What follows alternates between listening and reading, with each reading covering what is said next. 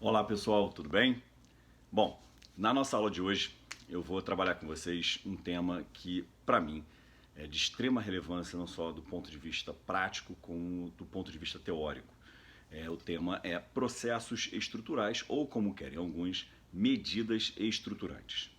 E já vou apresentar para vocês a dinâmica que vai ser empregada nessa nossa aula de hoje, mas eu quero, antes de tudo, só fazer uma leve introdução só para que vocês possam entender por que esse tema é um tema tão caro para o nosso estudo. Para vocês terem uma ideia, tanto os autores de processo civil quanto os autores de tutela coletiva trabalham esse tema, até de forma um pouco diversa um do outro, mas eles trabalham muito bem esse tema porque ele transita sobre institutos processuais que precisam de uma, vamos colocar dessa forma, readaptação para que o processo estrutural possa sim ser aplicado de maneira efetiva. E qual a diferença que eu posso trabalhar entre um processo estrutural e medidas estruturantes? A doutrina, de certa forma, não trabalha muito bem se são conceitos estanques, se são conceitos complementares. Na minha visão, são conceitos até complementares. Eu posso aplicar a ideia do processo estrutural do início até o fim da relação jurídica processual, ou posso começar o processo de uma maneira tradicional, o processo que a gente já conhece, com o procedimento, com os ritos que a gente já está habituado, e ao longo desse processo aplicar medidas estruturantes, medidas atreladas a essa ideia de processos estruturais. Pois bem, um detalhe que você tem que ter noção é quando que surge o chamado processo estrutural, por que ele é tão badalado e por que ele é tão estudado, é objeto de palestras, de cursos específicos, enfim. Por que ele é tão badalado? Porque ele é muito aplicado, ele é muito utilizado, ele é referenciado normalmente em grandes conflitos, vamos colocar assim, litígios de grande complexidade, ou como diz a própria doutrina, litígios que ostentam grande complexidade e multipartes. Qual seria a ideia de multipartes? E aí não caiam na esparrela de imaginar que o termo multipartes se confunde com litisconsórcio. Não é essa a ideia. A ideia do termo multipartes é justamente demonstrar que o resultado desse processo vai atingir diversos grupos ou coletividades distintas. Então, quando eu falo multipartes, pode não ser só partes no sentido formal, pode ser também partes no sentido material. Feita essa leve introdução, só para que vocês consigam contextualizar o motivo pelo qual esse tema foi selecionado, eu vou trabalhar com vocês a origem desse processo estrutural. E é muito interessante trabalhar essa origem para que vocês percebam que, por vezes, no processo que você pode estar atuando, numa análise de jurisprudência que você faça, tem ali alguma medida estruturante, tem ali algum aspecto de processo estrutural e você sequer se deu conta de que ele está presente. E isso que eu acho, de certa forma, curioso. Mas vamos lá. A origem começou-se a se falar em processo estrutural lá no meio do século XX, nos Estados Unidos, quando se discutiram duas questões temáticas muito relevantes que hoje a gente estuda tanto lá no direito constitucional quanto até mesmo em criminologia e em direito penal, que são dois temas que, para mim, são temas que despertaram grande curiosidade para eu aprofundar os estudos. Um tema é a inserção dos afro-americanos no sistema educacional, no outro, a reforma do sistema penitenciário nos Estados Unidos. Então, esses dois grandes temas foram o pano de fundo que, digamos assim, os fatos que levaram ao estudo desses processos estruturais. E eu vou pensar um deles, que para mim é o lapidar, vamos colocar, a origem de tudo, de quando se começou a falar em processo estrutural, só que para que vocês tenham uma noção de como que se trabalha esse tema. Eu vou trabalhar com vocês no caso Brown versus Board of Education of Topeka. Perdoe meu inglês, eu não sou Joel Santana, mas a ideia é só que vocês saibam que existe esse caso concreto, Brown versus Board of Education. E esse caso, ele tem dois precedentes, isso que é interessante. Tem o número 1 ter número 2. Então são dois casos com a mesma nomenclatura. E qual foi a discussão que se travou nesse caso? Em uma determinada cidade, em um determinado estado americano, havia ainda a segregação racial. Havia o racismo institucionalizado, o racismo que era, vamos colocar dessa forma, inclusive referendado pela Suprema Corte americana. Até aquele momento, haviam escolas só para brancos e escolas somente para negros. E em dado momento se discutiu a inserção dos afro-americanos no sistema de ensino, vamos dizer assim, branco. Bom, qual foi o debate?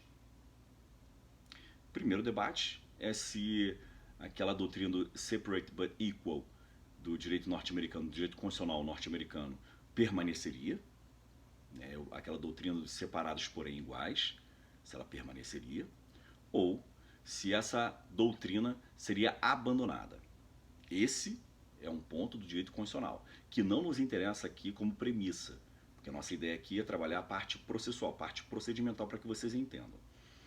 A outra discussão foi como efetivar a decisão que, porventura, autorizasse a inserção do afro-americano no sistema branco de ensino, vamos colocar dessa forma. Então, de um lado, você tinha o fundamento constitucional, que a questão constitucional que versava sobre aquele tema era a superação ou não da doutrina do separate but equal. E depois a questão processual, se era como inserir esse afro-americano no sistema de ensino. Pois bem, a doutrina do separate but equal foi afastada nesse caso concreto, porque se entendeu que, na verdade, não havia uma isonomia, não havia uma igualdade material entre o branco e o negro, porque os sistemas de ensino eram diversos, o sistema do branco era muito mais qualificado, tinha muito mais investimento do que o do negro, então se entendeu que tinha que superar essa doutrina para que esse negro pudesse ser inserido no sistema branco de ensino. Pois bem, qual foi a grande questão processual ou procedimental? E aí, esqueçam qualquer outra questão, a gente está trabalhando aqui uma questão meramente procedimental. Como efetivar essa decisão? Porque do nada, nada surge. Então não adianta o juiz, o órgão jurisdicional, inclusive a Suprema Corte, foi uma decisão pela Suprema Corte, do órgão jurisdicional, definir a inserção do negro no sistema branco de ensino, se ele não demonstrar como que isso vai acontecer. Também de nada adianta só um negro entrar nesse sistema de ensino. O ideal era que essa decisão fosse irradiada, que isso fosse completamente abandonado no país e que todas as pessoas de qualquer cor, de qualquer credo, pudessem acessar o sistema público de ensino. Então, os juízes que decidiram essa questão se depararam com essa questão. Olha, e aí? Com esse, não questão, né, perdoem aí a repetição, mas sim o grande desafio. Como mudar essa realidade? A simples decisão judicial autorizando a sua inserção não mudaria a realidade fática, não mudaria o sistema. Então, o que os juízes decidiram? Que essa inserção fosse de forma paulatina, fosse ocorrendo de maneira paulatina e com algumas medidas que deveriam ser adotadas pelo Executivo para que permitisse essa entrada. Não sei se eu me fiz claro, mas a ideia é a mesma coisa aqui no controle de políticas públicas. Muita gente sempre me pede para falar de políticas públicas na tutela coletiva. De nada adianta um juiz de primeiro grau decidir pela internação ou pela realização de uma cirurgia de um indivíduo da cidade e isso atingir toda uma regulamentação, ou melhor, toda a regulação de leitos daquela cidade. Então, essa caneta, ela não tem essa magia toda que as pessoas supõem. Você tem que trabalhar com orçamento público, você vai ter que trabalhar com equipe médica, você vai ter que trabalhar com insumos, como que isso vai repercutir na fila daquelas pessoas que já estavam esperando o acesso ao sistema público de saúde. Então vejam que essa ideia lá do Board of Education, na verdade, do caso Brown versus Board of Education, esse caso ele vai espraiar para todos os outros casos que a gente trabalha aqui. Mormente nos casos de controle judicial de políticas públicas. Não adianta você achar que a caneta tem esse poder de mudar a realidade sem que você adote medidas que possam permitir essa efetividade. Bom, visualizada a questão, visualizada a problemática. Veja, o caso é complexo, tem multipartes e eu tenho que saber como que eu vou resolver isso. Então a origem desse estudo veio lá do direito norte-americano. Tudo bem? Vocês que farão parte do meu curso de processo coletivo, vocês vão ter acesso a esses casos concretos todos, com todas as referências, está tudo isso no material já específico, então não se preocupem, aqui é só para que você possa ter uma noção de como que isso aconteceu. Tudo bem? Bom, vamos passar para o conceito, e aí que é interessante, eu vou usar o conceito tanto do Sérgio Arenhart, que é uma das maiores autoridades no tema aqui no Brasil, e ele diz assim, os processos estruturais são processos atrelados a conflitos de extrema complexidade que necessitam de uma adaptação procedimental ritual para o caso concreto. Ipsis literis, ele diz assim, processo estrutural é aquele em que se objetiva a prolação de decisão que almeja alteração substancial para o futuro de determinada prática ou instituição, envolvendo valores amplos da sociedade que afetarão a esfera jurídica de vários terceiros. Então vou separar aqui em 3 trechos para que vocês entendam o conceito. Primeiro trecho, ele diz assim, processo estrutural é aquele que se objetiva a prolação de decisão que almeja a alteração substancial para o futuro de determinada prática ou instituição. Então repara, qual é a ideia do processo estrutural? É trazer, sim, uma quebra de paradigma, uma alteração substancial em uma determinada prática já corriqueira ou de uma determinada instituição. Então perceba a complexidade desse processo estrutural. Primeira parte, eu quero mudar esse paradigma para o futuro. Eu quero fixar uma nova maneira de encarar o tema, de encarar essa instituição, de encarar essa prática dali para frente. Então essa é a primeira parte do conceito. Segunda parte do conceito, ele diz assim, envolvendo valores amplos da sociedade. Qual é a ideia de valores amplos da sociedade? E aí, perdoe o truísmo, conferir uma grande amplitude mesmo essa frase. Qual é a ideia? Trabalhar com direitos fundamentais, direitos sociais.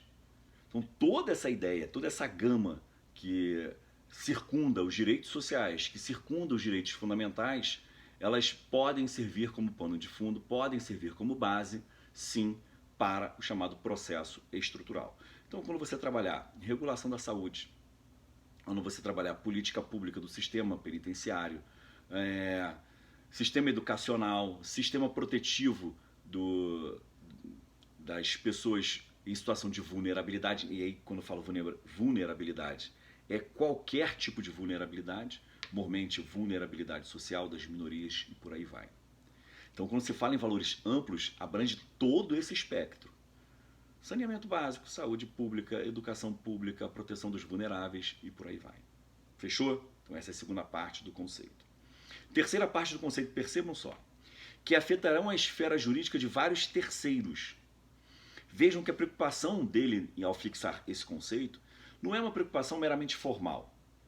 Ele não está interessado só em conceituar o processo estrutural, trabalhando com aquele litígio que a gente está acostumado a ver, partes A e B.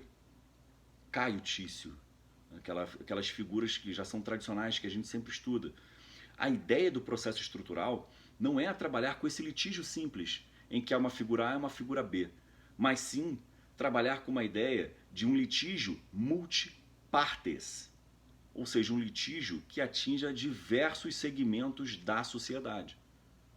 Então essa que é a importância. E você perceba que aqui o Sérgio Arenhart, ele não fala em momento nenhum, isso que é interessante, em direito transindividual. Porque ele já parte de uma premissa diferente. Ele vai conceituar um processo como sendo um processo estrutural, analisando o litígio em si. Ele não está preocupado com o direito material subjacente. Repara que não se fala em direito material aqui. Se fala em alteração substancial, se fala em valores amplos da sociedade e se fala em multipartes. Porque a ideia aqui é focar no litígio judicializado. Beleza? Separei para vocês um segundo conceito que eu acho que também é bacana, que é o conceito do Bruno de Lima Piccoli. Ele diz assim, processo estrutural é um modelo processual voltado à resolução de litígios complexos, através de reestruturação de instituição social, pública ou privada, cujas ações ou omissões violem valores públicos. Então vejam que ele traz, o segundo autor, Bruno de Lima Piccoli, ele traz a mesma premissa que eu fixei para vocês. Veja, na primeira parte ele diz assim, ó, resolução de litígios complexos. De novo, ele está focando no litígio. Na segunda parte ele diz reestruturação de instituições. Ele fala instituição pública, privada, social.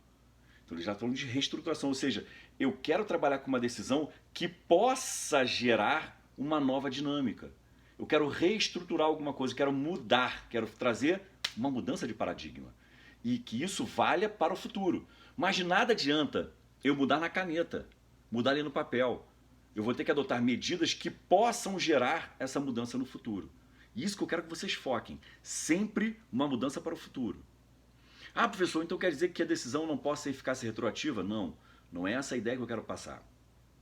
Eu me refiro à própria solução do litígio. Porque normalmente quando a gente trabalha um processo, a gente não sempre pensa na solução do litígio de maneira endógena. Eu quero resolver o litígio aqui dentro dessa relação processual.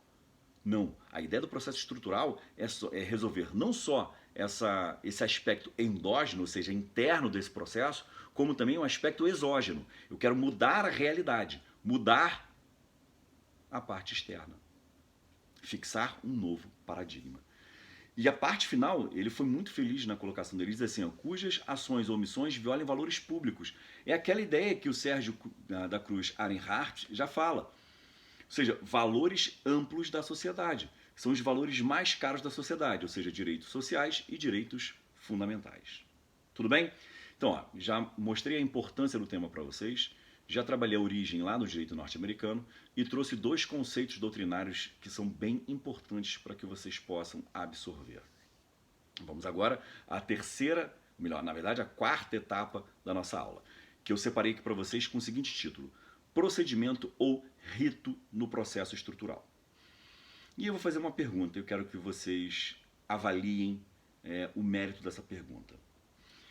Considerando tudo que eu falei para vocês agora de processo estrutural, até agora de processo estrutural, da questão da complexidade, dos valores envolvidos, da quebra de paradigma, na concepção de vocês, os ritos e procedimentos que nós temos hoje, no Código de Processo Civil e na nossa legislação, esses ritos, esses regulamentos, essas regras, elas são suficientes para resolver conflitos de natureza extremamente complexa?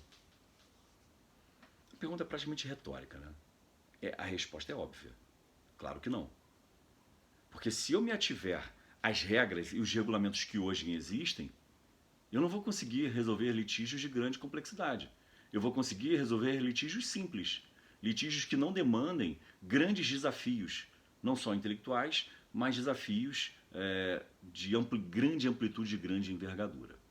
Então, diante dessa situação, eu coloquei essa quarta etapa da nossa aula para que eu possa pontuar, e aí, cara, são vários pontos, acho que são 11 pontos mais ou menos, para que eu possa pontuar com vocês onde isso pode ser cobrado dos senhores em uma prova. E como que você pode usar esses pontos até mesmo na vida prática de vocês. E eu acho que assim vai ficar mais organizado. Primeiro ponto eu separei aqui. Essa frase, ela tem que constar em qualquer resposta que você quiser colocar em prova. E aqui, perdoem, não estou querendo de forma alguma soar arrogante ou prepotente dizer que essa frase é a frase mais emblemática do mundo, não. Mas é uma frase que vai demonstrar para o examinador que você conhece o tema. A frase é a seguinte: os procedimentos previstos na lei processual não são adequados para o desenvolvimento do processo estrutural. Essa frase ela tem que estar presente em sua resposta.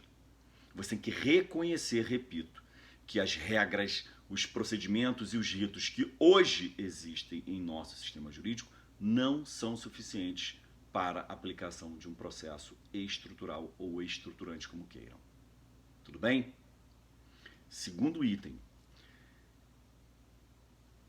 Lembra quando você estuda processo civil, eu já vou falar qual é o segundo item, quando você estuda processo civil, e aí você pega justamente aquela transição entre o CPC de 73 e o CPC de 2015, e que muita gente vai falar para você que uma das grandes novidades é o negócio processual. Pois bem, então esse segundo item vai versar sobre negócio processual. E eu coloquei a seguinte frase para você memorizar. A frase é: a possibilidade da construção de um procedimento por meio de negócio jurídico processual. Ou seja, você vai usar aquela cláusula geral ou cláusula genérica prevista no artigo 190 do Código de Processo Civil. Então, uma das grandes armas, uma das grandes formas que você tem para trabalhar o processo estrutural hoje é justamente usar o negócio jurídico processual para construir um rito ou um procedimento mais adequado para o seu caso concreto. Tanto que você pode usar a seguinte frase: construção da ação mais adequada para o caso concreto. Beleza? Terceiro item. Se porventura você não celebrar esse negócio processual, eu vou para o terceiro item. Coloquei aqui, ó, construção comparticipativa do procedimento. Cara, o que é isso? Senão a adoção do modelo comparticipativo. E quando eu falo do modelo comparticipativo, do modelo cooperativo ou de cooperação, não imaginem aí os ursinhos carinhosos de mãos dadas, cantando Kumbaya, Hakuna Matata. Não, não é isso.